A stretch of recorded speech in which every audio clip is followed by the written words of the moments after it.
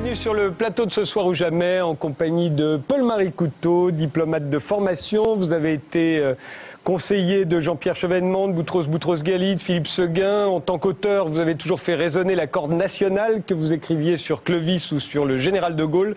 Votre dernier livre s'intitule d'ailleurs De Gaulle, espérer contre tout. C'est une lettre ouverte à Régis Debray.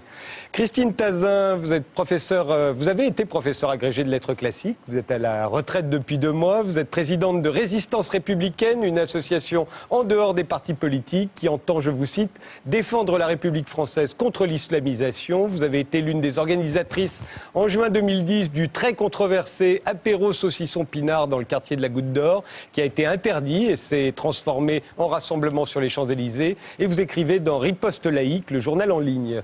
Gilles William Goldnadel, vous êtes avocat, vous présidez l'association Avocats sans frontières et l'Alliance France-Israël. Vous êtes l'auteur du Nouveau bréviaire de la haine et des martyrocrates. Aujourd'hui, vous publiez Réflexions sur la question blanche, où vous attaquez, je vous cite, à la détestation que subit l'homme blanc occidental, jusque dans la manifestation de son identité nationale. Alain Gérard Slama, vous êtes éditorialiste au Figaro, professeur à Sciences Po, où vous dispensez un cours d'introduction à la pensée politique. Votre dernier livre s'intitule La société d'indifférence. Gaël Bostier, vous êtes politologue, vous publiez avec Jean-Philippe Hulin Un voyage au bout de la droite, des paniques morales à la contestation droitière, dans lequel vous expliquez les spécificités de la droitisation actuelle, la droite ayant selon vous gagné le combat pour l'hégémonie culturelle dans les sociétés occidentales. Ouria Boutelja, vous êtes présidente, porte-parole des indigènes de la République, qui luttent, je vous cite, contre les inégalités qui cantonnent les Noirs et les Arabes à un statut analogue à celui des indigènes dans les anciennes colonies. Emmanuel Todd, vous êtes politologue, démographe, historien, vous êtes l'auteur de L'illusion économique, un essai sur la stagnation des sociétés développées, du rendez-vous des civilisations avec Youssef Courbedj et d'après la démocratie, un essai plutôt pessimiste sur la France contemporaine. Et je vous propose de commencer tout de suite par les sondages, ils se sont succédés. Ils ne donnent pas tous d'ailleurs le même résultat, regardez.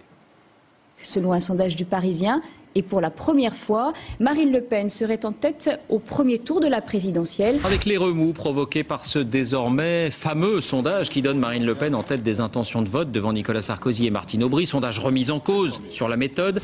Marine Le Pen, nouveau sondage, même résultat. La candidate du Front National écrase n'importe quelle candidate. C'est un véritable coup de tonnerre dans la vie politique française. Et ce nouveau sondage IFOP, publié aujourd'hui dans le quotidien François, il confirme la poussée du Front National, mais Marine Le Pen ne serait plus en tête des intentions de vote au premier tour de l'élection présidentielle.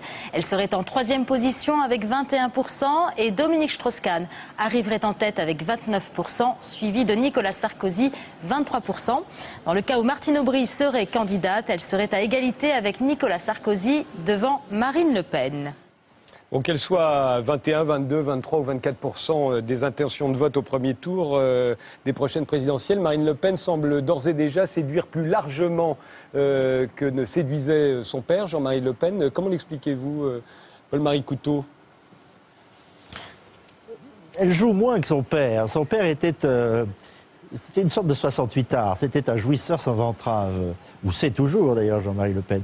Il jouissait de l'horreur qu'il suscitait, et il en rajoutait. C'est pas du tout le comportement de sa fille. Je crois qu'elle prend les choses beaucoup plus au sérieux. Il est aussi certain qu'elle est servie par beaucoup de circonstances, par une génération nouvelle. J'ai toujours pensé que, au fond, ce que Gramsci appelait l'hégémonie politique, c'est-à-dire le système dominant qui s'est créé après les années 68, s'effriterait, et il s'effrite là très vite. On voit bien les marqueurs forts de la pensée dominante qui, les uns après les autres, capotent.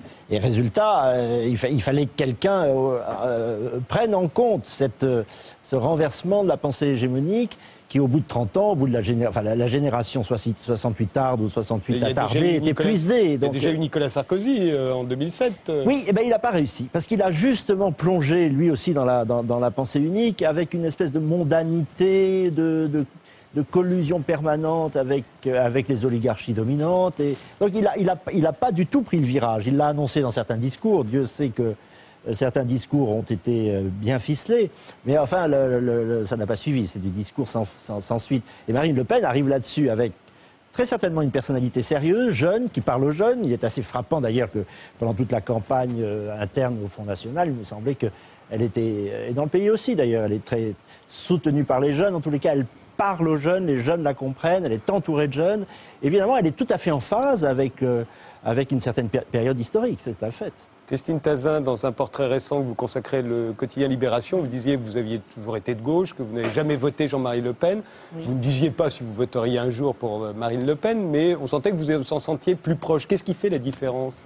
La différence, c'est que Jean-Marie Le Pen, c'est quelqu'un qui a beaucoup joué sur la provocation, qui a joué l'animal politique sans vouloir faire de la politique au fond. Hein. Une espèce effectivement de troublion, de clown. Il s'est amusé plus qu'il n'a voulu vraiment avoir le pouvoir. Et je n'aurais jamais pu voter pour lui tout simplement à cause de son islamophilie. Hein. C'est-à-dire que sa proximité avec Ahmadinejad d'Iran, pour moi, est quelque chose de très dangereux. Alors que Marine Le Pen semble plus équilibrée. C'est vrai que quelque part, elle fait partie des rares personnes qui actuellement tiennent un discours de gauche, même sur les services publics, hein, paradoxalement. Alors que le FN a été classé à l'extrême droite pendant très longtemps. Et là, on a complètement un renversement des valeurs.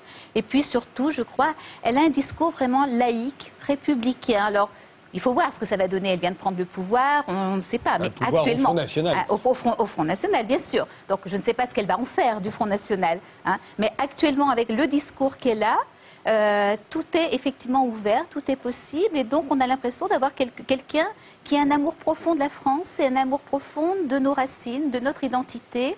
Et c'est, je crois, une révolution qui est en train de se faire. William Goldnadel ? Oui, je suis assez d'accord sur ce qui vient d'être dit. Elle n'est pas mauvaise, elle est habile, elle est décorative, elle a un look jeune, elle est sans doute plus intéressée par le pouvoir que son papa, et sans doute aussi comme Couteau, je pense qu'elle surfe sur un déni général de la réalité qu'a accusé également, dans une certaine période, l'actuel président de la République. Tout ça nous donne un bon niveau de sondage. On verra par la suite. Gérard Slama ?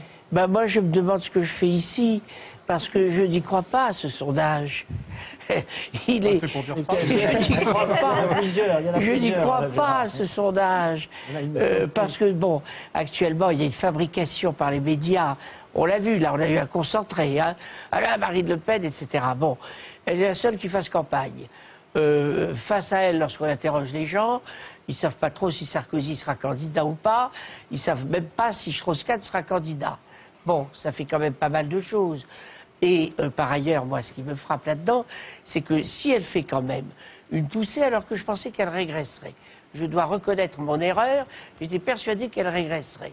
Bon, pourquoi ? Parce que je ne pensais pas que, compte tenu de son discours, raisonnable, équilibré, etc., qui n'a rien à voir avec un programme qui comporte la préférence nationale en matière d'emploi, la fermeture des frontières, etc., qui n'est pas un programme tendre. Hein. Mais compte tenu de son discours, je me disais, elle ne fera pas le plein de la droite. Donc ce qui m'a intéressé, et madame me le confirmerait peut-être, c'est que si elle arrive malgré tout à se maintenir, c'est qu'il y a des voix de gauche qui se reportent vers elle. Et c'est ça qui m'intéresse. Parce que c'est un phénomène qu'on observait dans les années 30. Ce sont les phénomènes, justement, de ces renouveaux de nationalisme qui, dans la défaillance de l'État, dans la défaillance des institutions constituées, font que les gens se tournent vers quelqu'un qui, au moins, a l'air de prendre en compte, croit-il, mais moi je ne crois pas, leurs problèmes. Voilà, c'est mon analyse. Et actuellement, ce qui me frappe, c'est ça. C'est que l'extrême droite, ou la droite extrême, ou la droite de la droite, vous direz comme vous voudrez, je ne veux ici fâcher personne, bien entendu, cher Paul-Marie. Mais il n'en reste pas moins que cette droite-là est en train d'attirer des voix qui viennent de la gauche. Il faut se demander pourquoi. J'espère que vous me le redemanderez tout à l'heure. Avec plaisir. Gaël Bossé. Oui, alors moi, je ne comprends pas vraiment la fascination qu'exerce Marine Le Pen sur un certain nombre de personnalités en France, où l'extrême répulsion, les sentiments d'épouvante qu'on voit depuis l'apparition de ces sondages. Parce que Marine Le Pen arrive en tête d'un certain nombre de sondages avec des scores de 21-23%, ce qui est nullement surprenant dans le contexte européen que nous connaissons. L'élection de Vienne en septembre dernier, Strahre, leader de l'extrême droite, qui chante du rap contre le maire socialiste, obtient 28 et quelques % des voix, ce qui est inédit dans Vienne-la-Rouge. À Vienne. Simplement à Vienne. Le reste de l'Autriche est quand même... La Lombardie, le Piémont par exemple, et Vénétie ont basculé dans l'escarcelle de la Ligue du Nord. Monsieur Maroni, ministre de l'Intérieur en Italie, est membre de la Ligue du Nord. Et d'ailleurs, il a peine à recevoir Madame Le Pen, alors que lui-même tient des discours sur l'immigration, sur l'invasion, sur le danger islamiste, etc. L'alternative en Italie, c'est Monsieur Fini, ancien leader du MSI, qui maintenant fait figure de modéré par rapport à Monsieur Berlusconi.